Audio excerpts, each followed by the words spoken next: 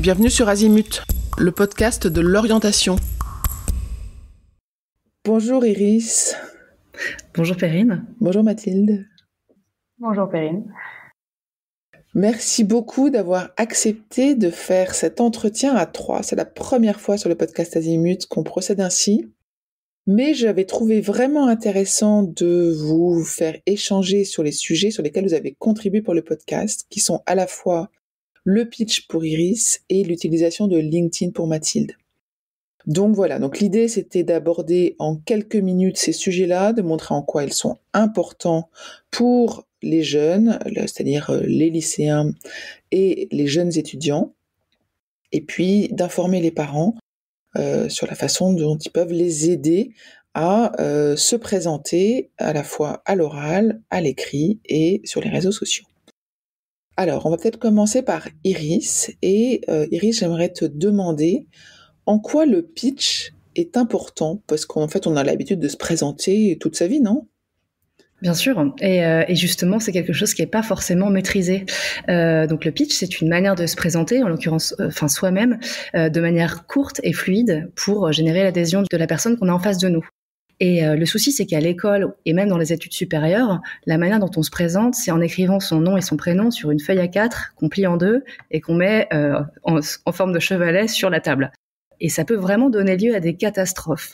En réfléchissant à ce podcast, Perrine, je me suis remémoré un souvenir très éloquent de non-maîtrise du pitch qui m'est arrivé quand j'étais en 5e année à Sciences Po et que je postulais à un stage de fin d'études.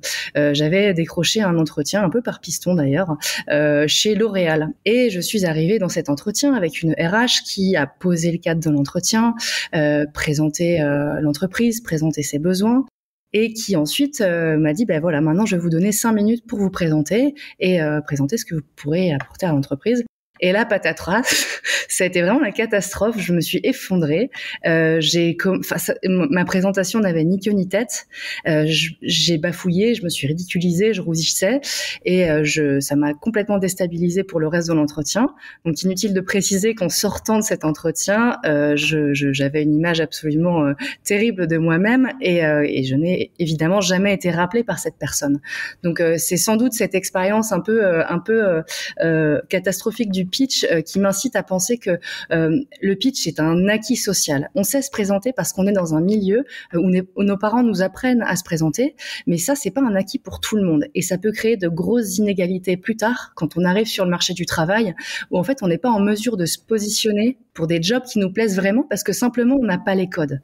Donc le pitch, c'est très très important, en particulier pour les élèves qui souhaitent faire des études qui diffèrent du milieu dans lequel ils ont grandi. Et je pense que c'est quelque chose qui devrait vraiment être acquis très tôt, avant 18-20 ans, pour que ce soit un automatisme toute la vie et que ce soit vraiment une formalité.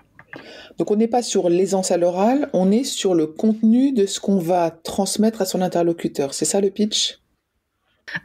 Les deux. Je parle de pitch et dont vous avez dû entendre dans les épisodes, je parle autant d'écrit que d'oral parce que je pense que avant tout c'est une pensée qu'on structure. C'est une pensée qu'on structure et à partir du moment où elle est structurée, on peut l'articuler de quelque manière que ce soit. De manière courte, comme par exemple sous forme d'accroche sur LinkedIn, mais je vais pas voler le sujet de Mathilde. On peut aussi l'articuler de manière un petit peu formelle par le biais d'un projet de formation motivé ou d'une lettre de motivation et on peut l'articuler comme dans l'histoire que je vous ai racontée, c'est-à-dire de manière plus élaborée en 5 minutes, en gardant un objectif précis en tête. Mais voilà, c'est un exercice qui peut se pratiquer sur tout terrain. Génial. Mathilde, LinkedIn, qu'est-ce que c'est que cet outil ? Alors nous, on connaît, nous les grandes, les anciens, les professionnels. Est-ce que c'est vraiment un outil à destination de nos jeunes ? Merci beaucoup pour cette question. Alors, déjà, je vais revenir sur ce que c'est LinkedIn, au cas où tous les auditeurs et toutes les auditrices ne le sachent pas. C'est en fait une plateforme en ligne sur laquelle des millions de personnes, du monde entier d'ailleurs, se sont inscrites dans l'objectif souvent de trouver un emploi et ou de réseauter. Donc, c'est-à-dire de rencontrer des nouvelles personnes ou d'entretenir leurs relations avec des personnes qu'ils et elles connaissent déjà. Et sur LinkedIn, en fait, chaque personne inscrite a son profil. Et sur ce profil, qu'est-ce qu'on met ? On met souvent les choses classiques, son parcours scolaire et professionnel, un peu comme ce qu'on trouverait dans le pitch aussi que décrivait Iris. mais c'est au-delà du CV. Parce qu'en fait, on met en avant également d'autres aspects de son parcours, de sa personnalité. On a plein de sections en fait où on peut se dévoiler entre guillemets, comme par exemple la section à propos, mettre certains mots-clés qui sont plus dans les soft skills. Enfin, voilà, il y a beaucoup de choses qu'on peut mettre en avant. Donc c'est effectivement un réseau professionnel, mais en fait les lycéens, les étudiants et les étudiantes sont des futurs professionnels finalement. Donc c'est tout à fait à leur destination également. D'autant que ça peut permettre de pallier plusieurs problèmes qu'on a quand on est jeune au niveau de l'insertion professionnelle, au niveau des premiers stages, des premiers emplois, où souvent plusieurs difficultés se posent, comme pas beaucoup de réseaux, la difficulté à trouver des offres, et même peu de visibilité sur le monde du travail. Et LinkedIn aide très largement sur le premier et le deuxième point, à savoir le réseau et les offres. Et en fait, finalement, également sur le dernier point, la visibilité sur le monde du travail.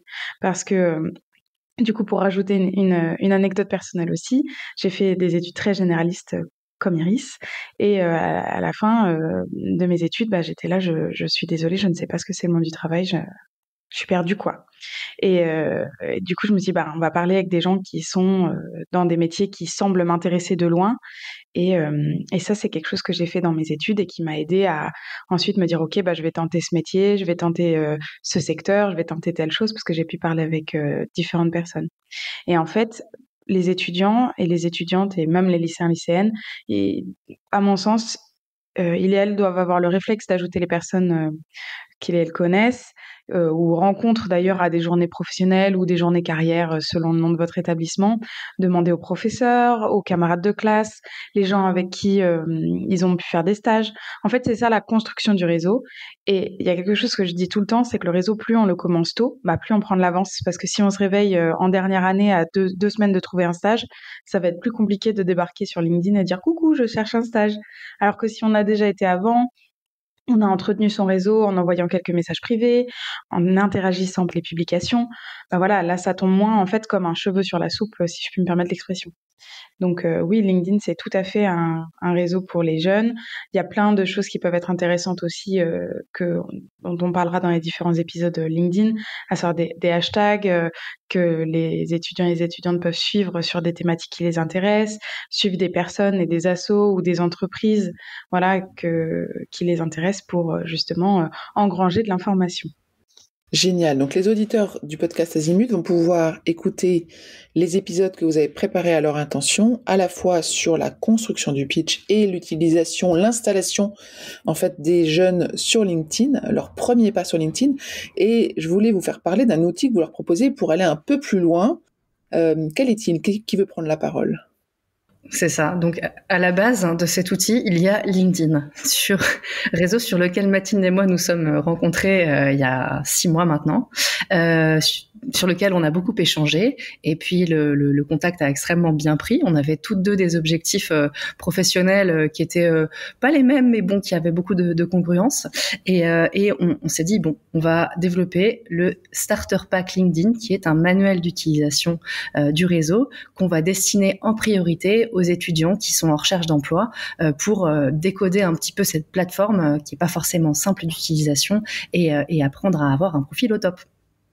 Alors, c'est un starter pack. Où est-ce qu'on le trouve? Qu'est-ce qu'il y a dedans, par exemple? Est-ce que vous pouvez nous en dire un peu plus? Donc tout à fait, c'est destiné aux étudiantes et aux étudiants principalement, même si c'est accessible pour tout le monde. Et il faut dire, je trouve, c'est intéressant de rappeler qu'on l'a fait avec des bêta lectrices notamment.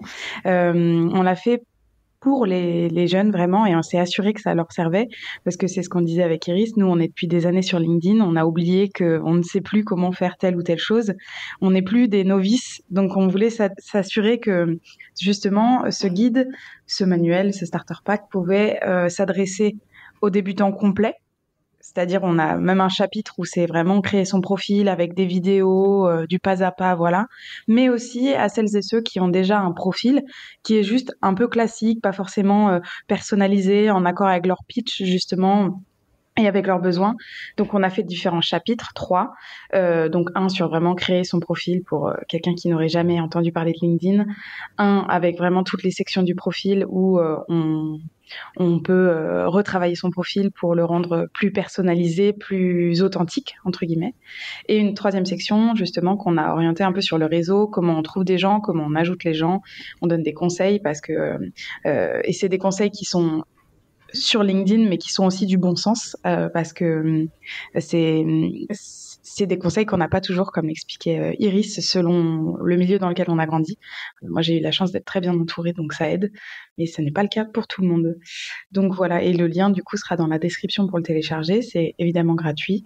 Voilà, il y a quelques questions pour apprendre à vous connaître, et ensuite, vous avez accès à vie au guide qui est en ligne et qu'on mettra à jour de temps à autre, justement, selon les besoins, les questions, mais aussi les changements de la plateforme, parce que c'est une plateforme qui évolue très vite.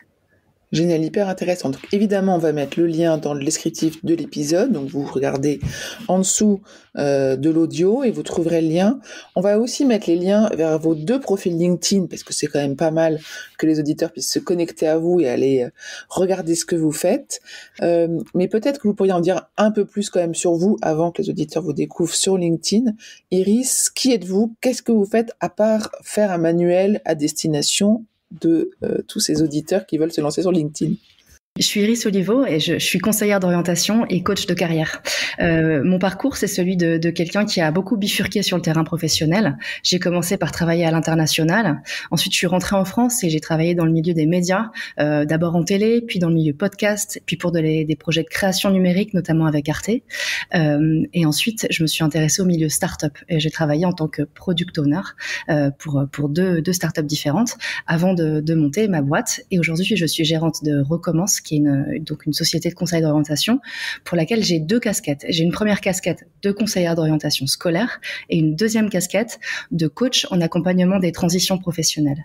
Et aujourd'hui, pour les jeunes lycéens et jeunes étudiants, je propose une offre de bilan d'orientation qui est inspirée pour certains outils du bilan de compétences et qui permet aux jeunes de co-construire un projet d'avenir qui leur ressemble.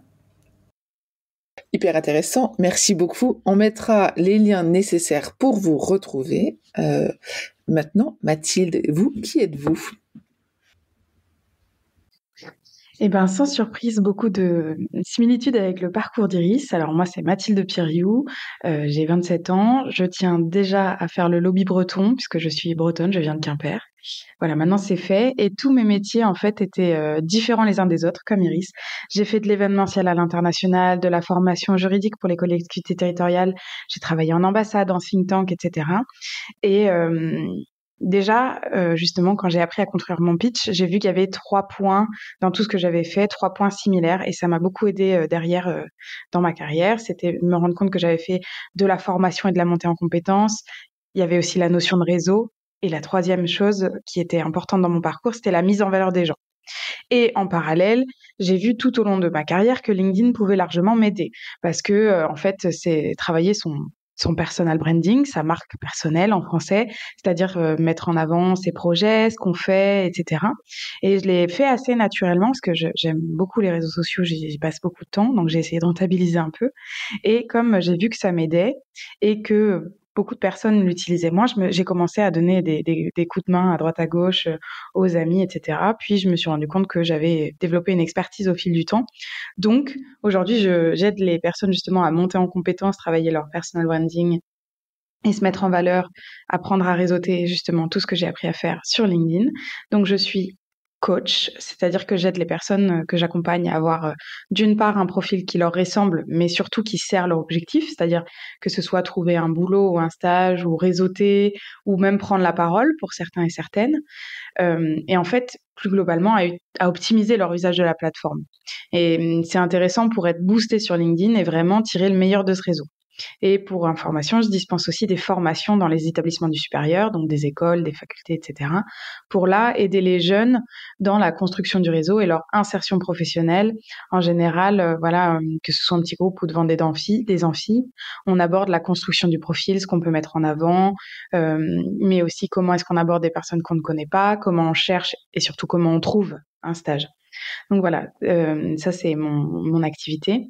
Et j'ai aussi lancé un compte Instagram qui s'appelle @LinkedIn-facile, avec 2 conseils qui sont très concrets par semaine, parce que voilà, et j'en profite pour redire que c'est quelque chose qu'on a vraiment cherché à faire avec Iris, c'est du concret, quoi, parce que on a entendu beaucoup de formations pas très concrètes et ça nous intéressait pas. Nous, on veut des conseils, qu'est-ce qu'on met, qu'est-ce qu'on peut appliquer, etc. Donc, c'est quelque chose qui nous a vraiment reliés quand on s'est parlé aussi, outre nos parcours très généralistes et on va dire avec beaucoup de branches qui finalement se rejoignent toujours. Donc, j'en profite aussi pour dire aux plus jeunes auditeurs et auditrices que ça va bien se passer. Génial, merci pour ces messages encourageants, clairs, explicites, 2 beaux exemples de pitch aussi, mais en tous les cas qui laissent bien transparaître ce que vous êtes, qui vous êtes et ce que vous proposez. Donc on mettra tous les liens nécessaires. Un petit mot de la fin avant qu'on se quitte ? Moi, mon conseil pour les auditeurs et les auditrices, jeunes et moins jeunes d'ailleurs, c'est d'oser. LinkedIn, c'est un réseau professionnel certes, mais c'est aussi un réseau social. Et du coup, en fait, l'objectif, c'est d'aller vers les gens. Et c'est un conseil qui vaut aussi en dehors de LinkedIn.